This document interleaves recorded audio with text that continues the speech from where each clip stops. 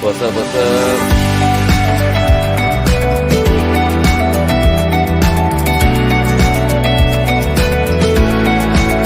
Hi, Trey. Hey.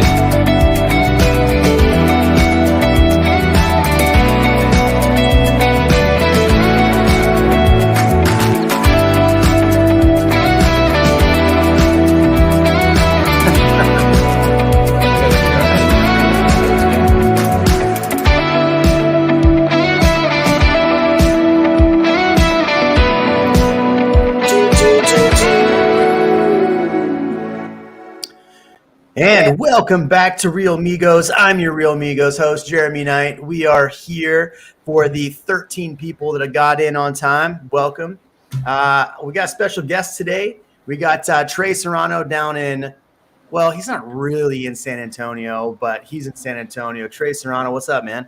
What's up, brother? Love this show. Huge fan. I watch every day. Every day. I watch it more than it's airing. Yeah. Nice, man. So for everybody jumping in, I got a quick question if you're jumping on right now. Yep, Fed. We'll talk about the Fed. So I want to ask you, we're doing these 3:30 live streams. If you think there's a better time that we should be doing them, so it's 3:30 Central. I bumped it back half an hour because school ends at 3 for most people. So if you think there's a better time we should be doing these, do we go back to 7 o'clock? Let me know in the comments, and we will go from there. Ian of Austin, welcome back, buddy. Hey, how's it going, man? Good. Notice anything different? Yeah, you get more shoes on the rack in the back. I do have more shoes on the rack, but obviously this is symbolic. This is symbolic here. I shed my Android weight, switched to an iPhone. Don't tell too many people. You've got promoted. So having the hat Congratulations. removed was symbolic for the new me. I'm just kidding. For those of you that don't know, Ian has been left out of a lot of group chats, and not by me, but by other people.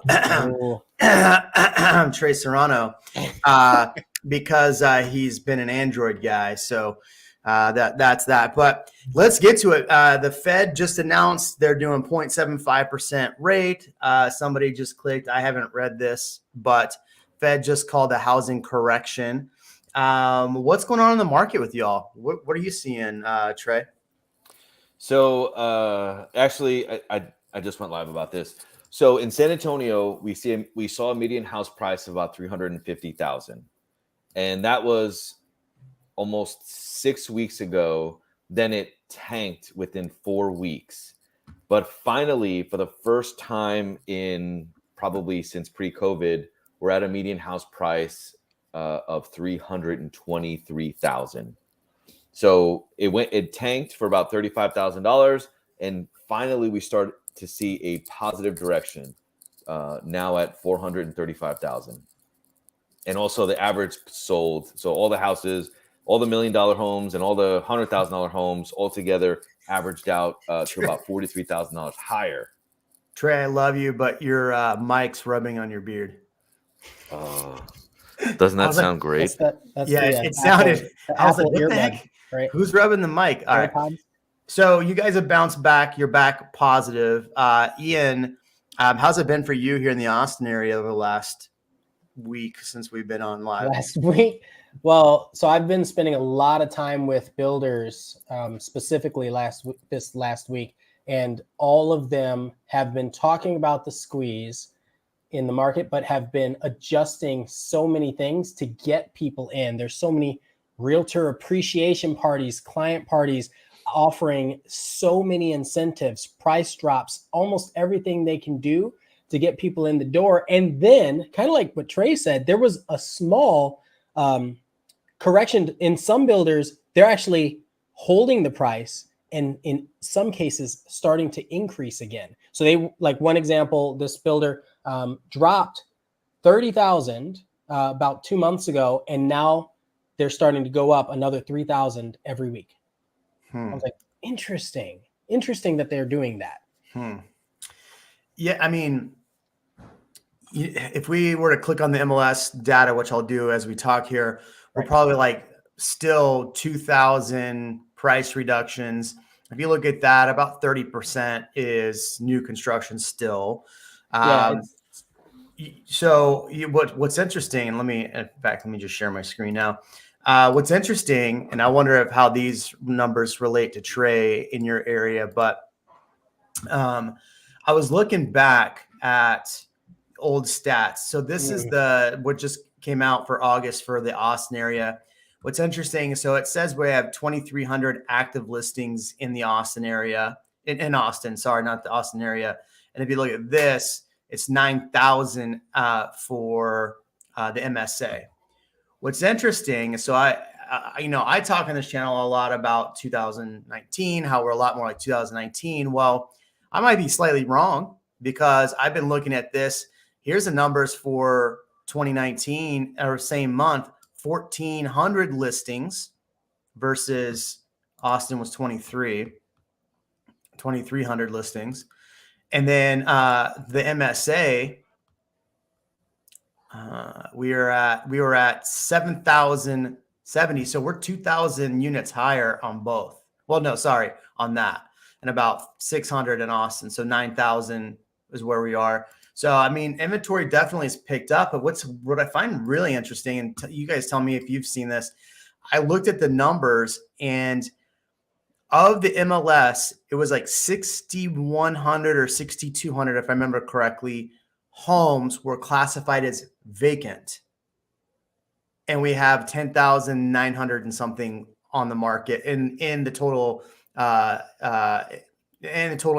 Now, what we've talked about this in the past, like the MLS, just because it's in the MLS doesn't actually mean it's in our Austin MSA. That's partly why my numbers are probably those different than when we pull the numbers for the end of the month. But regardless, that's over 50%. That's like 58, almost 60% of stuff that's vacant. So what are your thoughts on why we have so much vacant inventory? I think it's just houses are sitting on the market where, they expect to sell faster. Then they have price drops. They're like, oh, well, I made plans to move already, so I might as well move into the new house. I think it's just longer days on market. Yeah. What's interesting is not too long ago, to combat all of this, they raised the qualifications for getting, and they added an extra like tax basically through the mortgage rates for second homes. So if you were buying a second home, it was like 0.5% more interest rate. I wonder if they're going to start pulling that back. I mean, I don't know why banks would want to pull that back, but if we had this much inventory sitting, they might want to incentivize investors to buy again. Don't you think? So I'm a part of a couple of investor masterminds, and they're buying up a lot of multifamilies. I mean, 100+ unit apartment complexes are being built in any kind of popular area, well, here in San Antonio, but I think statewide at least, because now with rates kind of pushing people out of certain price points, the next best thing with all this uncertainty is to rent.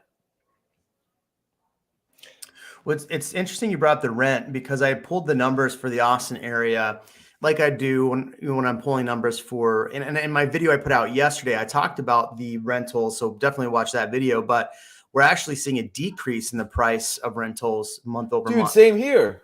Yeah.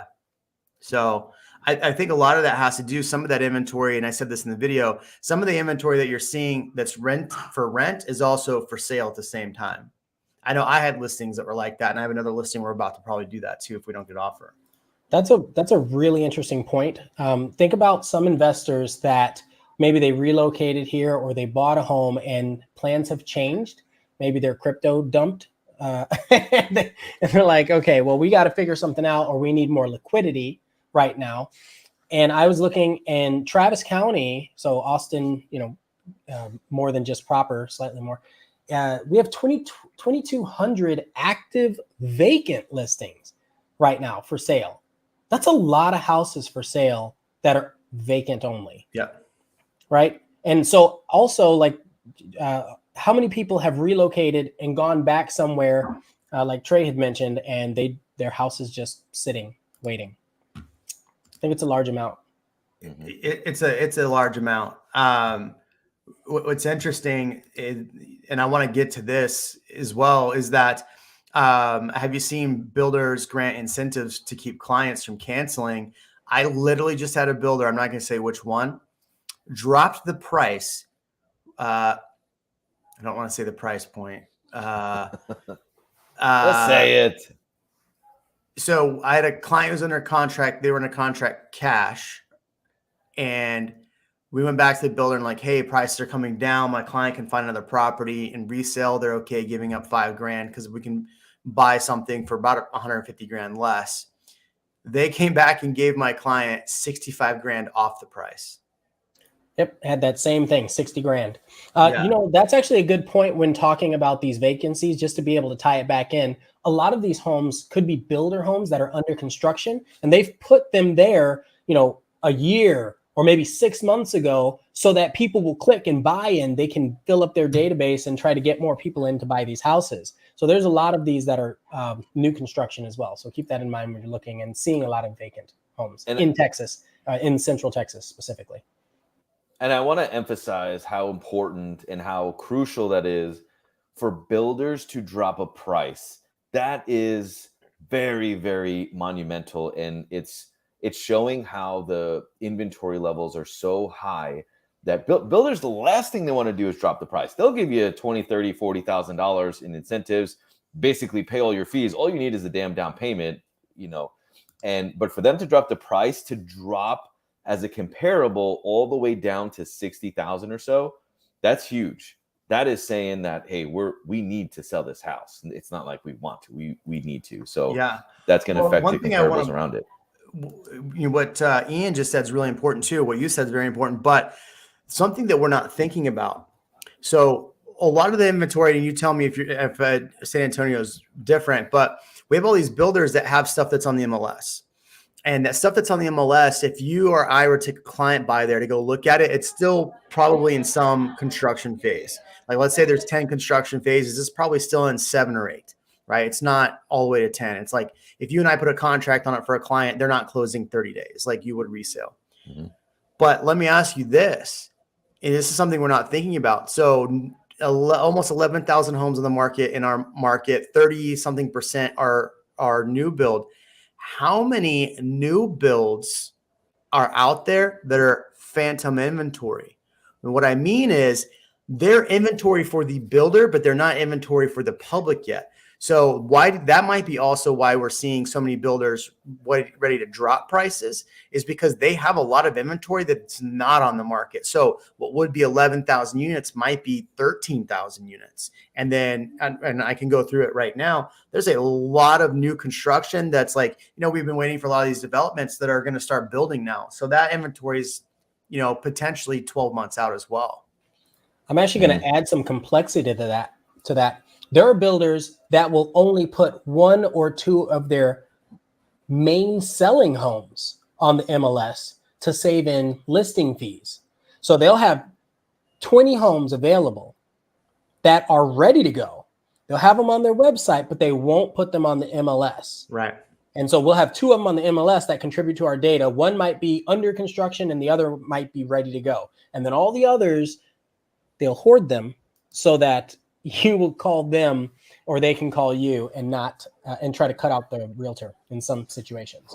To add to that, when you say that they have this like stowed away source of inventory for homes, that may be where they're saying they're dropping the price, but that is not true, because maybe they just don't know what the list price is. And they're just saying, hey, we're going to list it for, 700,000, but we'll just give you 60,000 off the price. But really, they were going to sell it for, 630, whatever. And even more, some of these things, these don't apply to all builders. These don't apply to all circumstances. But so I'm going to say this take it with a grain of salt. But I was in a conversation with one of the builders, and they work kind of like the auto industry, where let's say they have 10 homes. If one person ends up getting a hefty discount, let's say 20,000 off, and they didn't expect to do that, they might increase the rate for the next person or the next 5 people to make up that extra $10,000.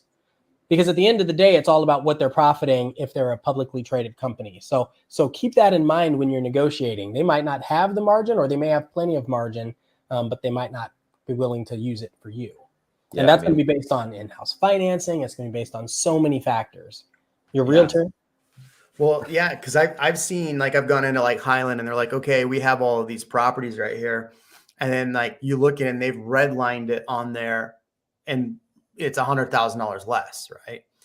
There's a neighborhood next to my house, so but those homes, you're right, probably aren't on the MLS. The other thing to think about too, and you might see this as well, tell me if you've seen this, is that let's say I have a listing that the seller is kind of like looking at the market and they have a number in mind, but they don't want to put on the market because they don't want the days on market. So they're selling it off market. How many are you seeing that as well? Like there's more phantom inventory out there as well that isn't on the MLS yet because maybe an agent didn't put it on. you're saying to me in San Antonio? Yeah. So before I answer that, flashback Nancy is saying, what's it look like near Randolph Air Force Base? And also she's saying, okay, if we bought another house, would need advice, who would move us? Nancy, just put my name into YouTube and shoot me a message. I'll definitely help you out. Okay, so builders incentives. So and builder inventory. Here in San Antonio, there have been so many new communities that are being built around the outskirts of it. And now the builder commissions are double. They're double what they are. And when they advertise these homes, they'll advertise the model home. So then they'll bring you into the model home and say, oh, we have, just like Ian was saying, and Jeremy, we have 10 other homes. Which site would you like? And they'll do they bring them in for the pretty model, and then they'll, like Ian said, just, let's say the lot premiums and all this jargon. But all it is just they're taking the average numbers and then they're dividing it by however many sites, and then they're just kind of toying with the numbers. But I think all of this just points us back to the fact, and this isn't trying to sell anybody anything, right? But it all points us back to the fact of relationships with your realtor, with your lender, before you go into this builder, so you understand how they're operating and where you can maximize either your savings or what you're purchasing, right? It becomes a larger conversation than what we're doing on these channels. Right. Well, look, there's why I want to talk about inventory, because what's interesting is so the business journal, this is just the regular business journal. There's all sorts of different, like San Antonio, Austin. They had this out about inventory. And what's interesting is I hear a lot of agents and a lot of people talk about how we're so far behind in inventory. Sorry, you could not see what I was seeing. They're saying that we're so far behind in inventory. Everybody says, oh, we're still at epic low inventories and things like that. Here's a basic chart. And this is why I was looking at 2019 or comparing to 2019, is this chart just showing US levels, right? So 1.7 million was the high, and now we're down to 2022 and we're less than a million. So inventory is still relatively low from what everybody's saying. But what's really great is, Logan Fulmer, Trey, and Ian. Logan was on a while ago, and Logan's phenomenal. I'll show up his Instagram here in a minute. But Logan's like an investor. He buys a lot of wholesale deals, apartment complexes, like all this stuff. But what he was saying, and is really important as we're looking at this inventory, and I think something a lot of realtors might be missing, and a lot of people just in general might be missing, is the fact that, yes, we have still low inventory compared to the amount of people that live here. Yet as prices go up and as things increase for people, i.e., inflation, gas prices, all this stuff, people start moving in and do more multi-generational living, right? So more people under one home. And so they don't have that extra money to purchase. So while we might not have enough inventory for everyone, inflation and everything could potentially keep people from purchasing. Now, he was saying purchases are still going to happen, but the amount of people that we're going to purchase, and one thing I've always talked about on this channel is the amount of people in that buying age, the millennial buying age. I don't have the chart in front of me right now, but we have the most amount of millennial buyer age people right now, yet prices and interest rates are keeping people out of the market. What are your thoughts on that, especially looking at San Antonio, where you're 330 versus Austin, 496 is the median for our MSA? I mean, I think millennial buyers are freaked out with all this change, the word recession, all the crash verbiage that are in people's videos. And, I mean, I think that's why multifamily is booming. And it's basically scaring people when there could be a great opportunity here. San Antonio has 6,700 homes right now active on the market, which is triple that it was 6 months ago. Triple, and I'm sure you can add another 1,000 homes just in the builder inventory that's planning to be available. Mm-hmm. There's so much information to digest and to turn around, but I think you have two types of people. You have people that learn from history, and then people that don't. And so you have a lot of millennials that are in the buying market for the first time, and they heard about a crash in 2008 or 2015 or whatever time it was, or heard about the market, and they're thinking that this is the same thing, right? It's operating differently, but yes, you want to pay attention to what happened then and what happened historically over the years. So, yeah, I think it's very interesting. And you also have their parents that were influences in their lives. If you're doing multi-generational, the parents might say, oh, another crash is coming. We'll just move in with you, or you should move in with us. And they're influencing these conversations. And I'm not saying it's rightfully so, but I'm saying it's something to think about. Like how many times have you listened to one of your parents have a conversation? And you're like, it's not right. No, that information is inaccurate. Well, speaking of information being inaccurate, I was going to show this article right here. We'll get to it in a second now, but the title is "The Risk of Falling Home Prices Could Make It Better to Rent Than Buy," a new study says. And this study was put out by, and I love when I see the headline of this organization putting it out, but it's Florida. It's FAU's College of Business. So basically what they're saying, and this leads to what you're hearing here, is that you have a lot of information. People almost have too much information right now. Paralysis by analysis, right? So you have a lot of buyers who are just going to sit on the sidelines because they interest rates are too high and prices are too high. Well, if you look at the numbers in the video I did on Tuesday or came out yesterday, it's definitely a good watch. But I even showed where it's like, okay, if you would have purchased in September of last year at that rate, at where I told people to purchase versus the height of the market versus right now, the best time would have been buy it would have been a year ago. But if you look at the numbers buying right now with interest rates where prices have come down and then interest rates where they were back in June, you're paying the same amount. You're paying a hell of a lot more interest. So I think a lot of people are really focused on the interest rate part of it when that's only a small piece of it. I don't think any of that made sense. But what I want to get to is this article, and I want to get your feedback on this. So basically, FAU put out this article or this investigation, whatever, saying that Austin was number two.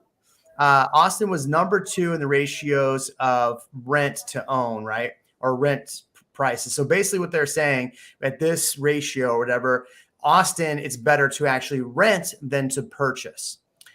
And so they go through the numbers of all this. What I found interesting in the same exact article, you go down and they pulled out information or data. And this is why it's really important where you get your information. You have channels out there that are like, we're going to use just this set of information to say the market's crashing, and everybody's believing it and listening to it and expecting the market to crash.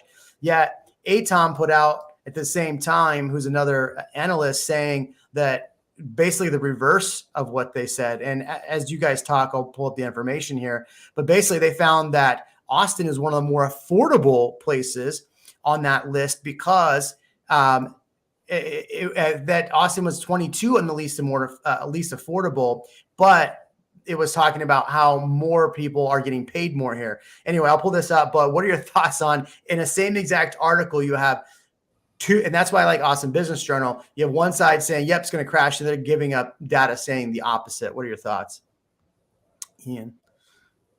So my first thought is this isn't segregating the information between single family homes versus apartment complexes that are 1 bedroom.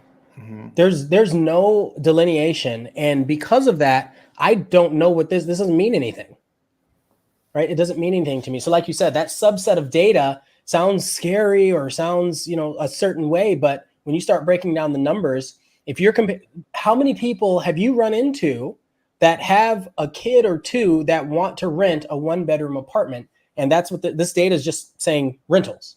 Yeah.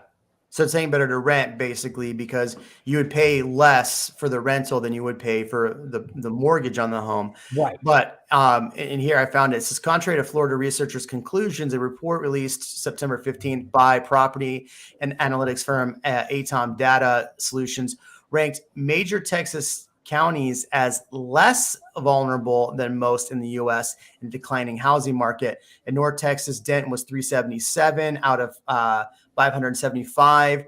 Tarrant County is 392. Dallas 427. Cullen County, which is Dallas 469. Austin, Houston, San Antonio had similar low risks. So basically, they're still saying it's still low risk for a major turn. So that's pretty interesting. What do you think, Trey, being in San Antonio? So when you first mentioned the San Antonio part in the first quote, I think San Antonio was ranked the lowest for that percentage, because in San Antonio the purchase prices are low. So if the purchase prices are low, it obviously makes sense to buy. Just from the median house prices of all major cities in Texas, the last I checked, San Antonio is still the lowest median house price. Yes. So another consideration here is we don't know how many people would be better off buying because they're not good with all of the other aspects of their finances. Like, really think about this. How many people said, "Oh, I'm going to buy a house," and then the next year comes along, and the next year comes along, and and they never did it because they couldn't save up what they needed to. Right. But they had money. They received their income taxes or all that. And they should have been in a good position to be able to buy. And I bring this up because it's almost like a baked in savings plan and equity builder for people that are not good at doing that themselves. And when you have these articles that are comparing rental versus buy, they're assuming that you have the perfect financial plan to build up your equity instead of renting. Instead of buying. So what's the delta? And then can you invest that and make more? That's what they're looking at when they're coming up with this information. But they also don't factor in how long you're going to rent and how much is that home going to be worth in a year or 2 or 5, and that's data that, isn't mentioned, but that's everything. I mean, acquiring the property, when you acquire it, kind of matters, but it kind of doesn't, because over time, it boils down as simple as supply and demand. There is a housing supply demand, and you're going to have people that are going to want to live in single family homes. And honestly, just do your own math. Just look around you in whatever town or city you're in and say, okay, let me look at the rents down the street from where I want to live. This is the rent. And now let me go to, a real estate website and put, how much it would be for the payment, and see yourselves. It obviously makes more sense to buy. But in other markets, not to continue this, but like in San Diego, to me, it does make sense to rent, and definitely doesn't make sense to buy. But we're not there yet, at least in Texas, I don't think. Yeah, I want to go back to Luke's question here. So do you guys think interest rates continue to go up another 0.75 today? Do you think buyers have negotiating power to buy below asking price on new builds? So one thing I want to say on this is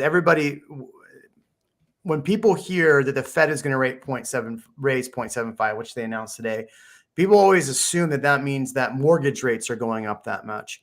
The two do not correlate. And so just because what the banks are lending each other is gone up doesn't mean that interest rates are going up, because they do go closer. And we've had Sarah on the channel several times going through this, but talking about that They follow more the 10-year treasury yield. And as we've seen every time leading up to one of these and if you watched my video yesterday, I notated this, is that every time that we see right before a Fed meeting where they're announcing the rates, what we're seeing is the interest rates are going up. And then shortly after that, they start to decline. So I would imagine we're going to see rates probably hit a high over the next couple days. So we're on Wednesday, by Friday, and then come down and start on a downward trend starting Monday. What are your thoughts on interest rates and the Fed? Yeah, I agree. I actually had a conversation with a lender a couple days ago, and she was supposed to be, I was inviting her on the podcast. She said she can't come this week, maybe in a couple, but she was just very adamant that they put a lot of, they increase the rates far enough where it can only come down in the short term. So by, let's say, January or February of next year, and this is something that a lender needs to explain a little bit better, but by January or February next year, from now until then, we should be in a pretty good space. That's where she was at. And it made logical sense, but we don't really know. And you're looking chiseled AF, my guy. Thank you. I was trying to pull up interest rates to see what they've done. Sorry. Go ahead, Trey. I just had a lender go live with me on Facebook for a few minutes, and Facebook, they were what saying the hell is that? Yeah, right. Is that a thing? No, it's They called were Meta. saying It's pretty called much Meta for people. Meta, Older Facebook, millennials. same thing.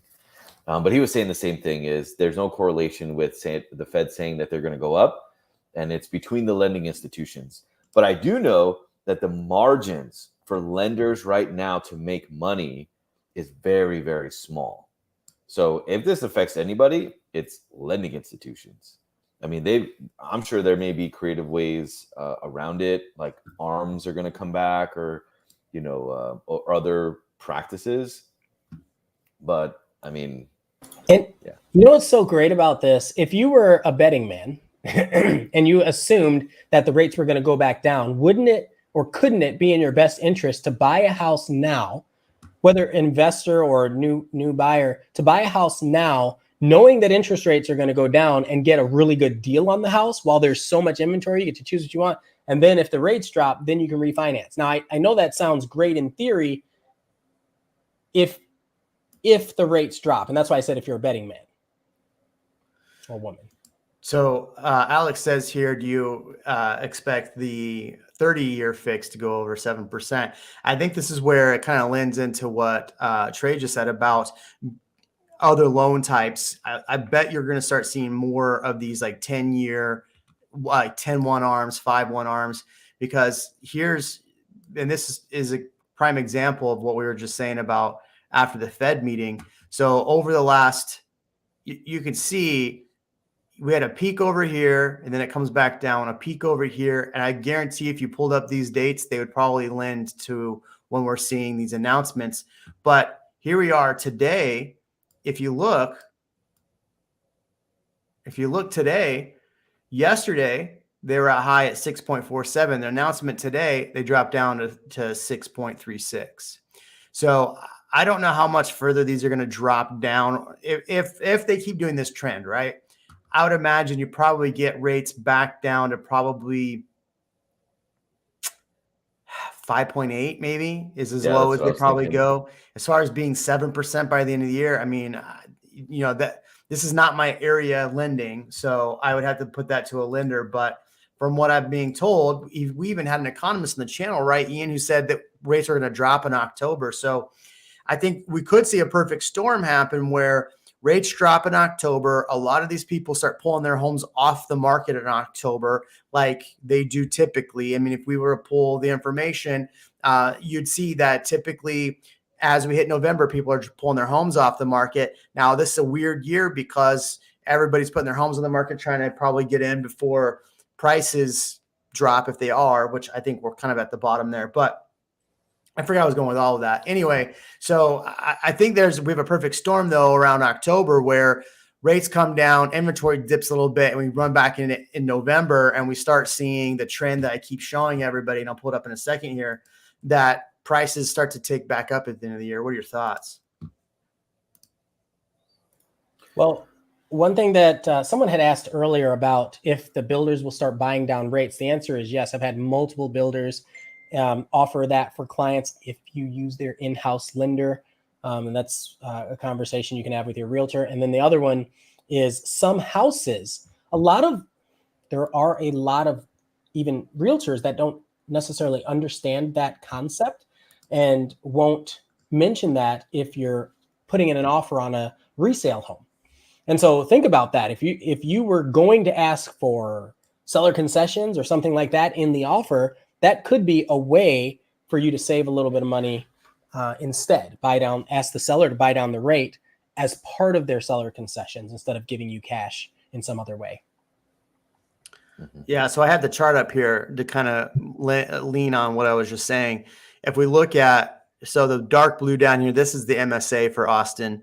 2019, we saw a dip in prices in November, but that's more from the October sales, right? So these all run an errand. So basically whatever was sold in October showed up or went under contract in October, showed a decline. But when it went under contract in November, we saw a back incline. This is 2019. Same thing here for 2021. You're seeing a slow incline back up. And if we look at the MS, this is just the Austin numbers, kind of the same thing. This green is 2019, and then 2021. So I think it's possible we see a mix between these two right here.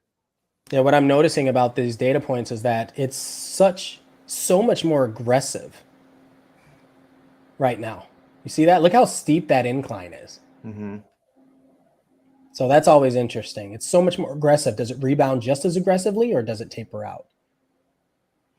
So the question then becomes for most people, if you're looking at this and you were going to the end of the year, if these builders do have as much hidden inventory as I think they do, and a lot of this inventory is finally going to be, because part of the problem is that none of this inventory has been done. That's been the biggest problem with these builders and why people just give up on the new build and jump back into resales, because they've been waiting forever. What was 9-month build time has been 18 months. But what do you think, though? Do you think running into the end of the year, I think that might be one of the questions. Do you think running into the end of the year, is it a better time to try to negotiate and buy a new construction right now if they're giving all these incentives? If they're giving the incentives for, reducing prices, if they're giving incentives for paying down the rate, do you think it's the time to maybe try to wheel and deal with some of these builders, knowing that it might take till March, June of next year to close? I'm gonna let you go first, Trey. No, I mean, yes, absolutely. But to me, it matters when you get into the new construction. To me, getting into new construction early, well, first phase per se, before the amenity centers are built, before there's commercial infrastructure built, I think that's a start to kind of hack their system.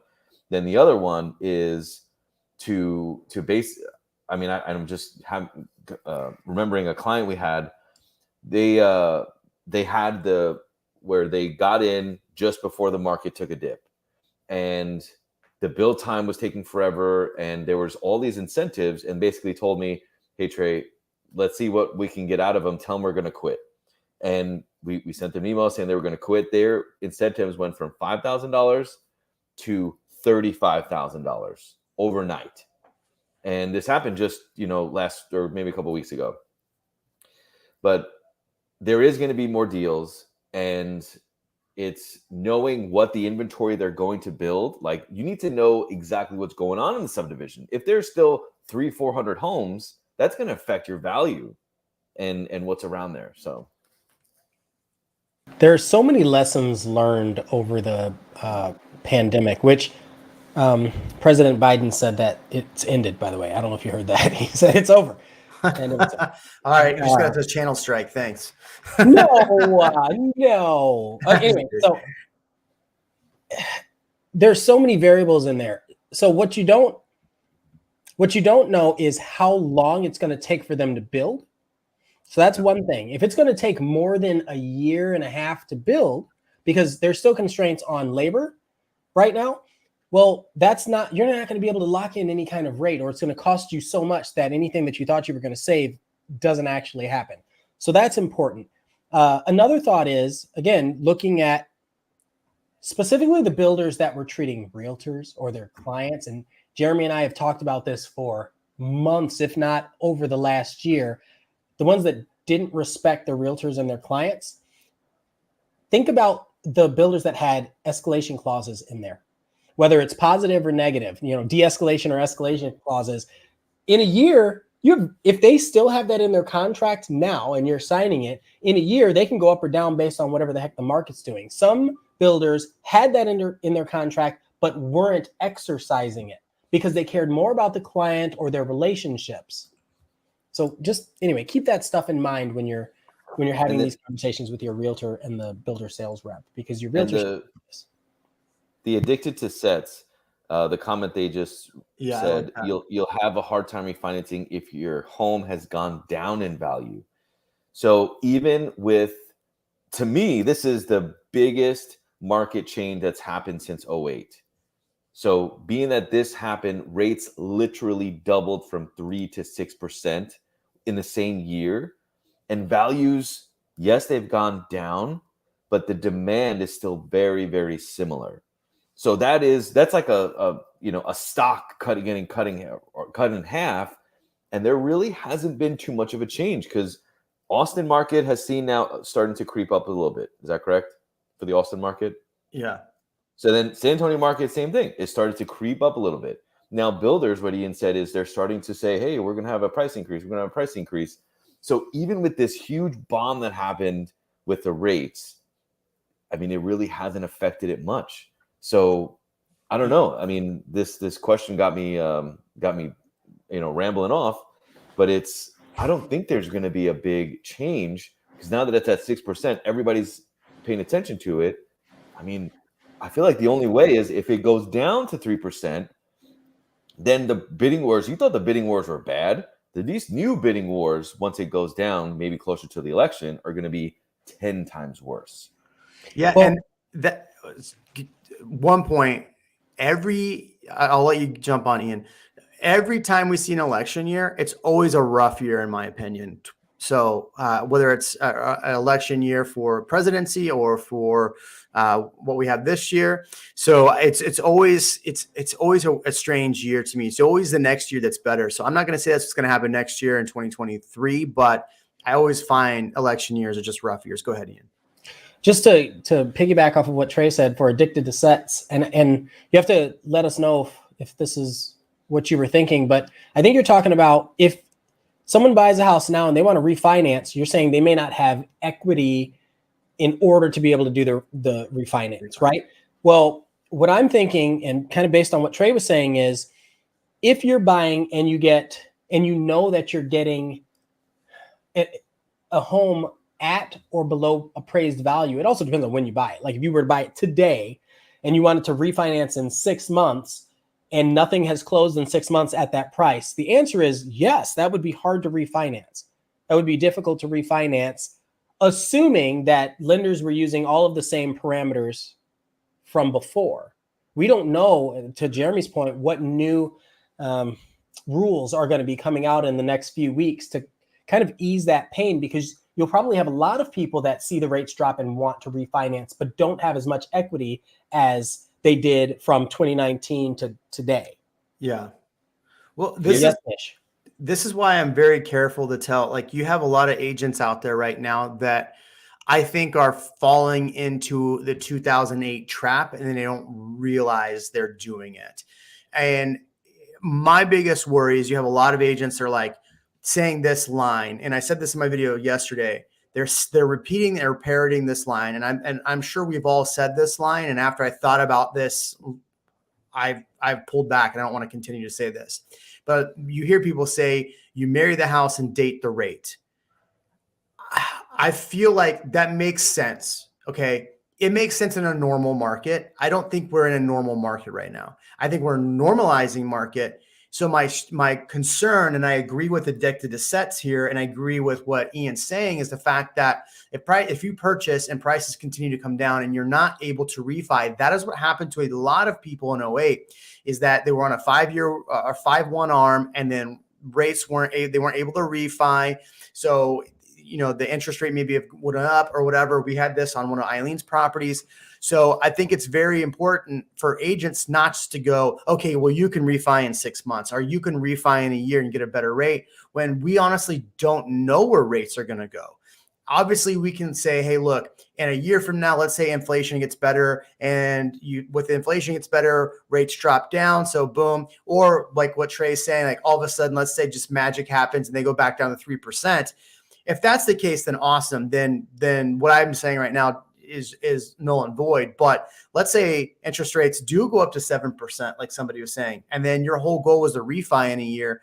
I would hate for a consumer to get in trouble. You either need to purchase a home now with the expectation of, this is what my mortgage is. I can make this mortgage. Okay, taxes are going to go up, or they might go down next year, hopefully. So I can continue to make this mortgage payment for X amount of years, make it 5 to 10 years before I have to refi. And so I think we might be doing a disservice to clients, and you correct me if I'm wrong. This is just my opinion, by continuing to parrot that marry the house, date the rate. Okay, so marry the house, Date the rate. Date the rate. Oh yeah. So again, with Addicted to Sets, if rates go down and it's time to refinance, what's going to come back? The bidding wars. And what's the byproduct of the bidding wars? Higher values. So if rates go down, everybody's prices are going to go up. So it's a win-win if you buy and then you wait. So if rates do happen to go back down to 3%, everybody's values are going to go up.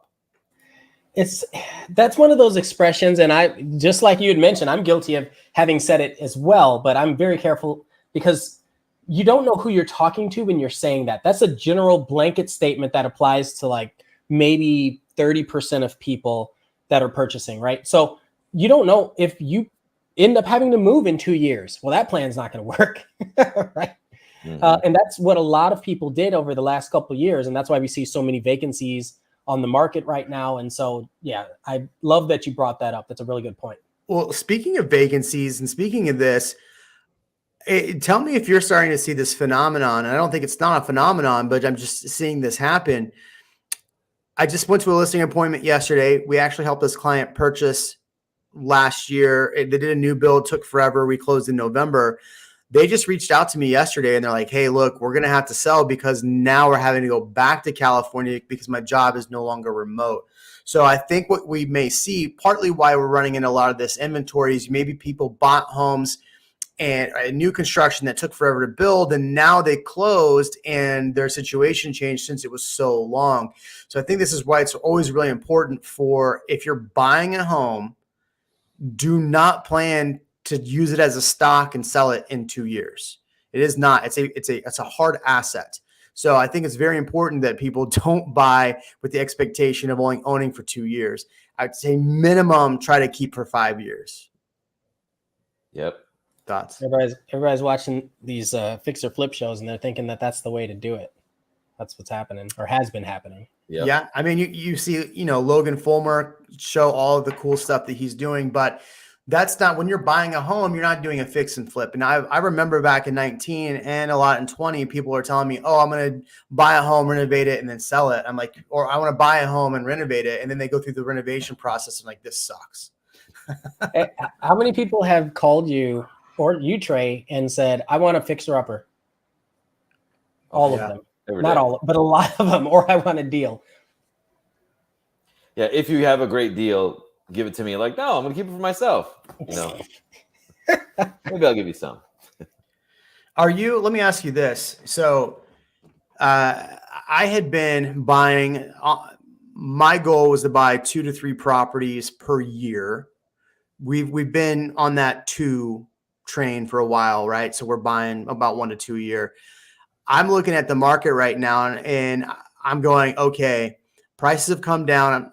forget rates. I don't care about rates because, if I can make numbers work on an investment property, they're going to work.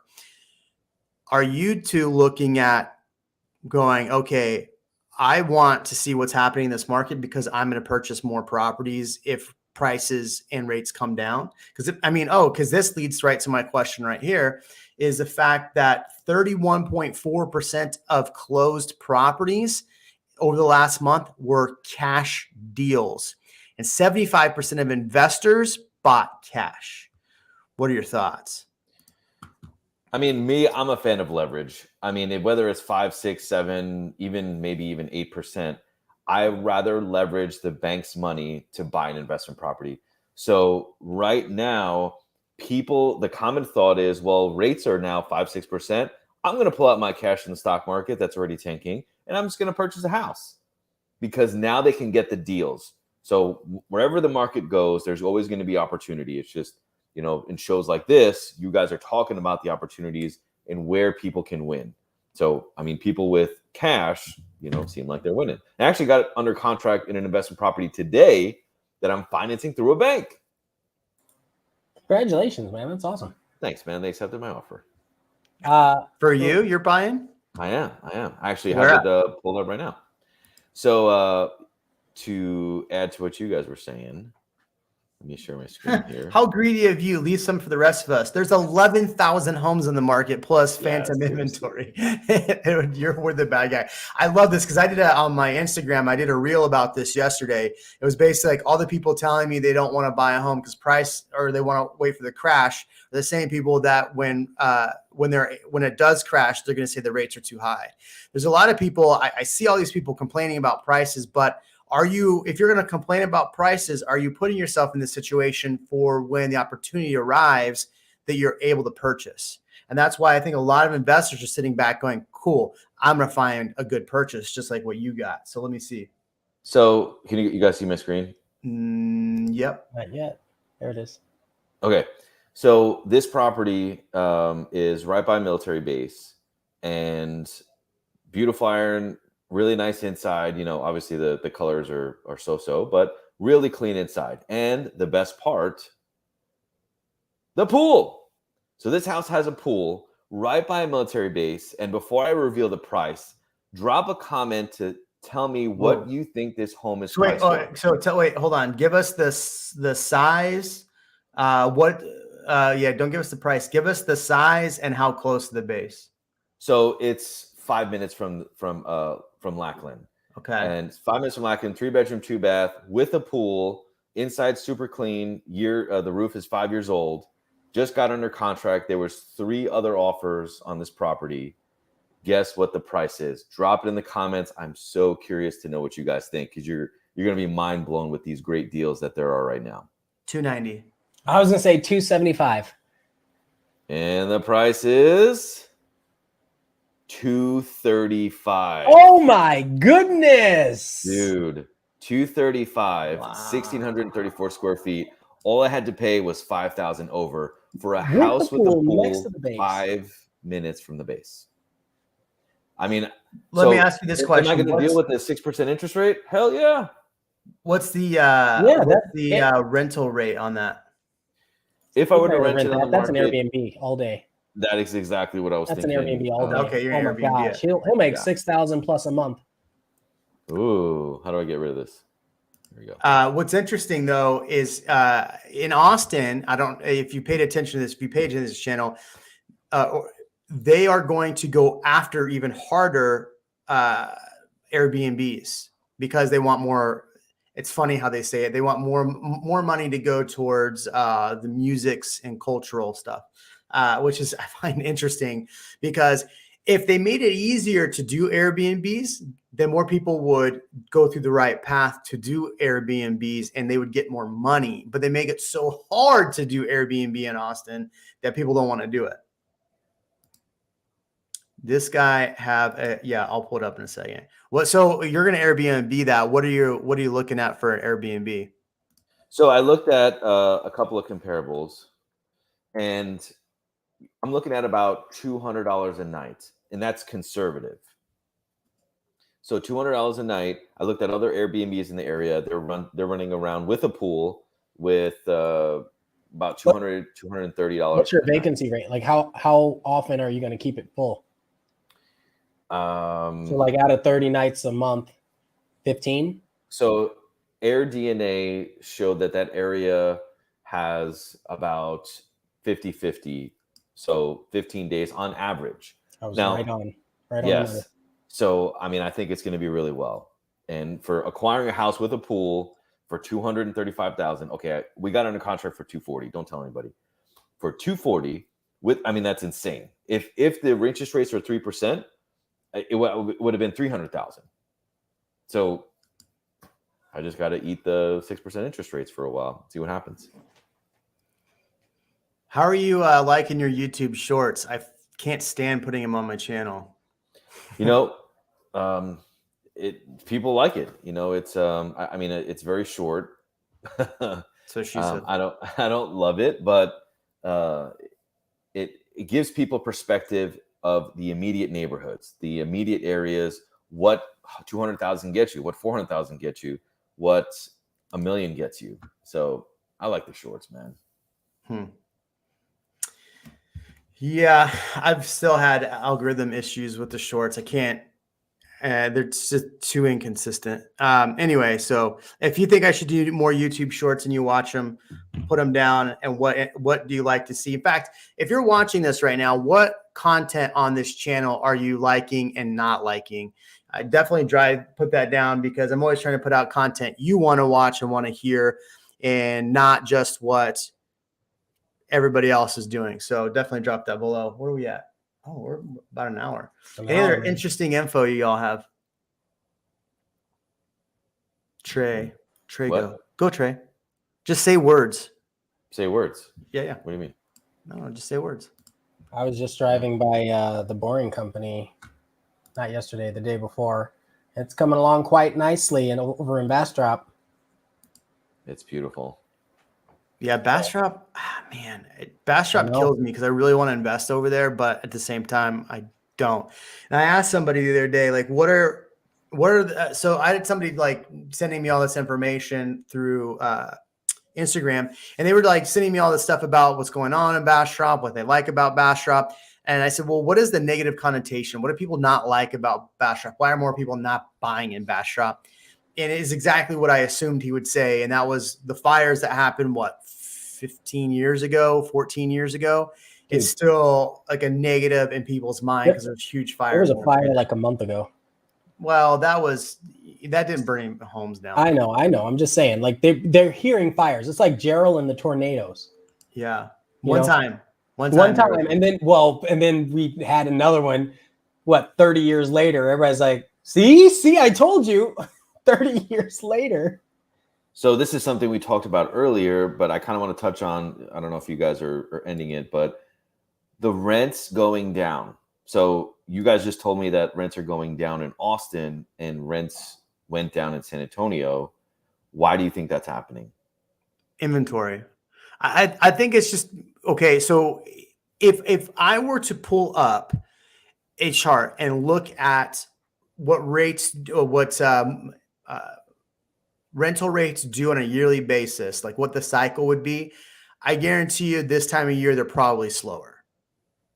Because I had a property that I purchased. We put it on the market back in October a couple years ago, and it took till the middle of November to rent, and it rented really well. So I think it's just the time of year too. Rental prices come down this time of year. Plus we have, I think, a lot of inventory that is trying to be sold at the same time they're putting up for rent as well. So I think that lends to this. Plus people don't want to, like, if people are this, and this leads to what Logan said. And when we talked about Logan said is if you can't afford to pay more for your rent, you're just going to move in with somebody else. That's true. So while rates keep going up, and that's what inflation is, right? If with inflation, it's like if you can't continue to pay gas, and that car takes you to work, you're going to start trying to find a job closer to your home so you don't have to drive as far. Now, a lot of people are like, oh, go electric, but we all know that going electric is not cheap. So that isn't going to always be an answer for most people. But, or let's say the cost of everything is so high, you're going to stop doing things so I think that just leads to why we're seeing prices. I think they'll bounce back up towards the end of the year because people need to start getting in. If you think about it, people are in school now. So if they're renting near school, they've already put their new rental under contract and they're going to be out for the next year. So I think it's seasonal as well. But so I want to bring up this and get your intake on this. So Austin Business Journal, Western U.S. continues to lead the home price value declines. So what I found interesting in this is it was talking about that San Francisco, LA, Sacramento, as well as Utah. In fact, Sam Golvani was on here earlier. He's from Sacramento and he said in the chat that prices for new construction is lower. Saw the biggest drops. So what's interesting is I wanted to look at this because Austin, I showed you the chart for Austin for us, right? Am I sharing? Oh yeah. Okay, cool. I mean, we saw huge declines in the Austin area. So I'm thinking, okay, Austin's going to be high on this list. And here's what's interesting is that, there we go. Austin's in the middle of the pack at number 11 with down like 11 points, 28 points. So change in pending sales year over year, they're at 28, which is one of the highest, is probably the highest, but not for, what do they have? Change in homes market 2 weeks year over year. So because it's just the year over year numbers and I don't know how the hell they did this chart, but I just found it interesting that Austin was not at the top of this list. What are your thoughts? And San Antonio is not even close to this list. I was just going to say, so Austin is becoming a huge, very dynamic market. And just from what I see from down here in South Texas, and the ones that are, let's say, top 10 are very, very populated and expensive markets. Seattle, Las Vegas, San Jose, San Diego, we just mentioned that before, Sacramento, Denver.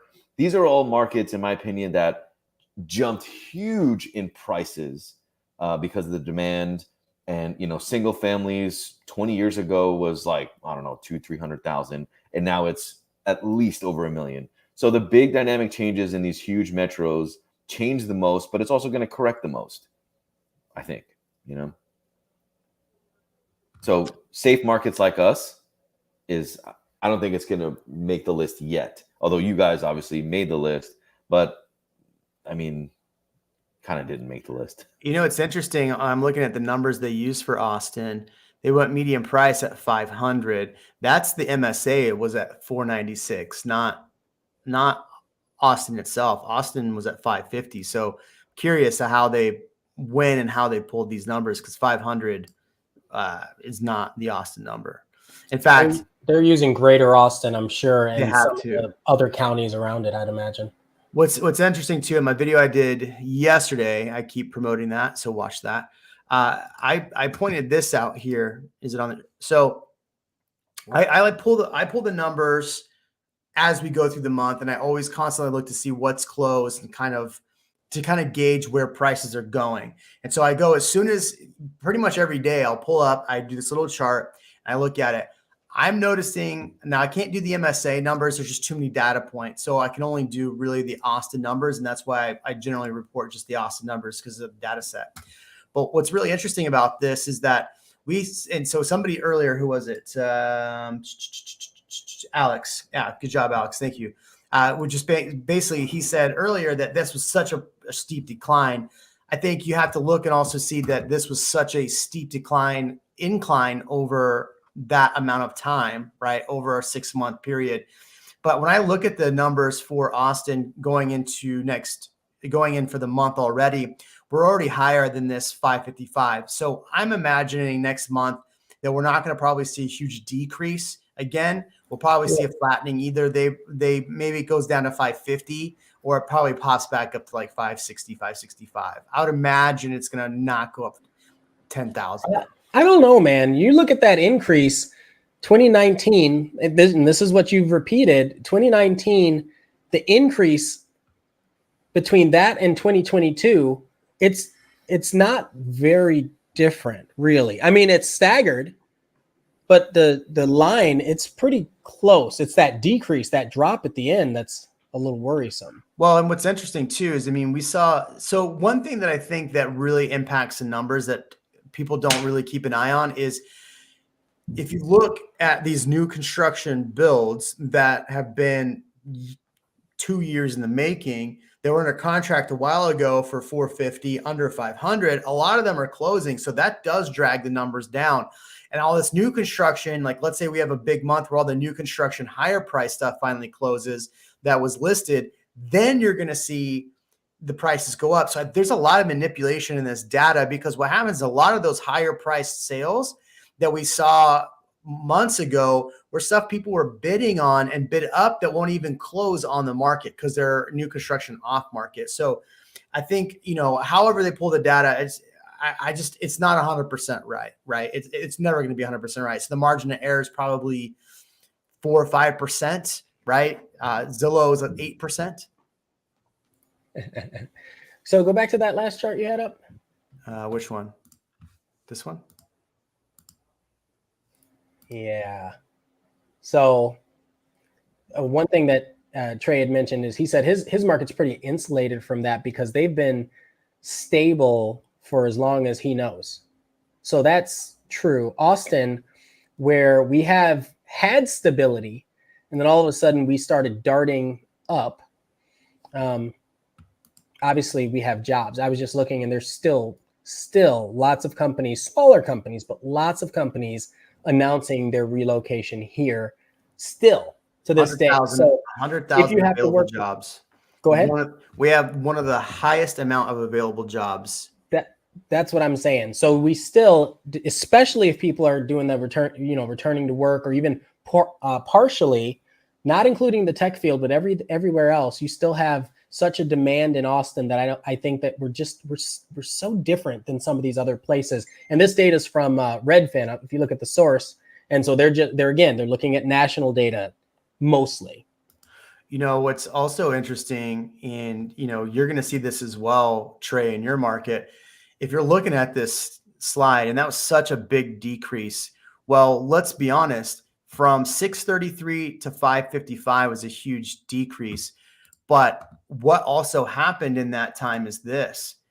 If you look over that same month time frame, interest rates rose a full percent. That's perfect. So what you're seeing in that same time frame, God, Jaden, you can make this a clip.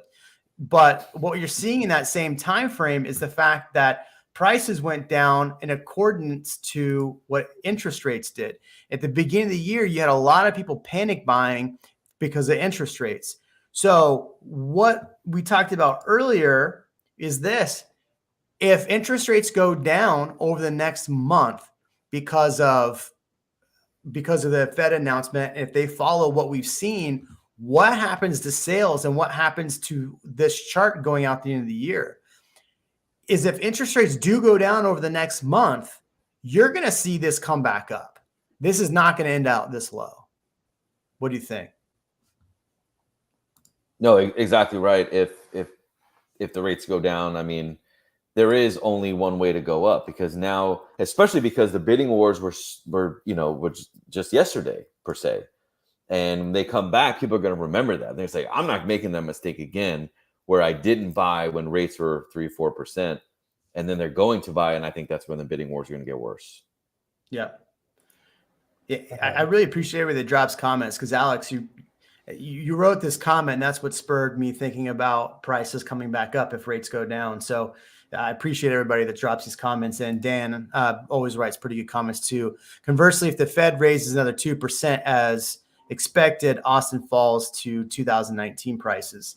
So that obviously could happen. Yet what's funny is if the interest rates do go up so high, you're still paying that high mortgage compared to what you would have paid 2019 at a 4%,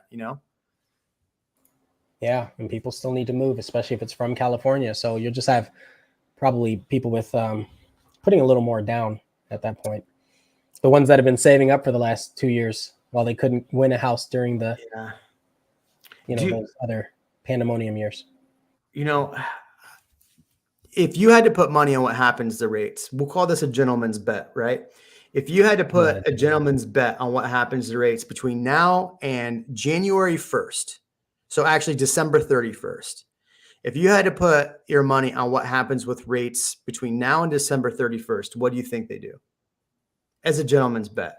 Okay, here's the Obviously, bet. nobody knows what's going to happen. What are the stakes? The stakes are we have to buy everybody. It's a gentleman's bet. The winner just Black Rifle Coffee. Oh, okay. See? We got to come down to San Black Antonio. Rifle I'm down. Coffee and some Valentinas. There's 3 of them here in San And some Antonio. Valentinas. We'll just do it, all together. Yep. I mean, you have Carlos saying they're going to 8%. Somebody asked about 7%. Alex said that would be crazy if they went to 8%. Yeah, I mean, it wouldn't be good for the market. Not that it'd be crazy they didn't go there. Honestly, I think we end the year at around 6%. I think the secondary mortgage market is going to see that we're losing consumer demand, and I think it's going to come back down to 5%. That's what I think is going to happen. They're going to see that consumer demand is lower, more inventory, and it's going to spark. And yeah, I think it's going to go to 5. Originally, I wanted to split the middle and say 5.5, but I'm actually going to go with Trey on this one. Here's why. I don't need to explain why. Let's do 5.2. 5%. Jeremy muted. 5.2. Okay, so in the chat, what do you think? I mean, you've seen all the information. We're trying to give you as much information as possible because obviously we're trying to figure the whole thing out as well, right? We are making informed guesses on what's going on. So what do you think? Dan is saying 8% because Russia is a problem and likely to drive inflation higher. Man, Russia just mobilized 100,000 troops, right? Well, you had yesterday or maybe the day before, was it on 60 Minutes? The president said, if China invades Taiwan, we're going to send military presence. Yet if Russia drops nuclear weapons, I can't tell you what we're going to do, but don't do it. Don't do it. So you're right. There's a lot of instability when you're getting mixed messages from the White House as well. What about the Inflation and by the way, they Control Act? immediately walked that back. So The Inflation Control Act. I mean, they got to prove that it worked. That's why I think also is going to stay at 5%. In order to get reelected, yeah. That's a legacy policy, in my opinion. They're using that so that it lasts. It's like, no, this is what we did. That's a good point. Chris says 6%. Yeah, Carlos is saying that the Fed does not care about the housing market. They have to lower inflation to 2%. What's interesting, Carlos, is if you actually go watch The Uneducated Economist, it was a while ago. We've had him on the show, but he was also showing back that there was a whole group of people trying to get inflation up above 2% because they felt inflation was too low for so long. So that was a while ago, but that was a really good video he put out. I definitely go try to find that one. He's phenomenal what he does. And we need to invite him back. He'd be a good guest again. Alex says, do you have any affordability metrics you look at? Is a long-term average we can use as a baseline? It's a good question. I'll look. It's a good question. 7%. Los Angeles mergers are at 35%. People are looking to move to Texas. And I mean, Texas or Florida. They're looking in both places. And Trey did a very, very good video, if you haven't seen his channel, about the demographics of San Antonio. So I did. Yeah. There's a lot of good information there and a lot of comments. The comments are pretty wicked. So I would check them out. Well, when you talk about hot button topics, people get pretty crazy. So 6 and 7%. All right. Austin G 6%. Janet saying 7% by January 2020. I don't know. I think I'm gonna stay with my 6% guess, right around plus or minus 0.01. So 5.9 to 6.1. There you go. But there you go. All right. So Trey, I appreciate you joining us. We've dragged you on here for an hour and 15 minutes. Any last words, Ian? Yeah, do the math in every the math. situation. If you know what you know right now and you need a place, do the math. If you don't need a place, do the math anyway. I appreciate you guys, man. I've been on a few YouTube channels, and I got to say yours is by far the most informational one. So I appreciate you having me, man. Thanks, man. We appreciate you. We'll catch you next time. If you haven't subscribed, subscribe. Go check out Trey's channel, Ian of Austin. Go check out his channel. Find them on Instagram as well. Find me on Instagram. We will catch you on the next one.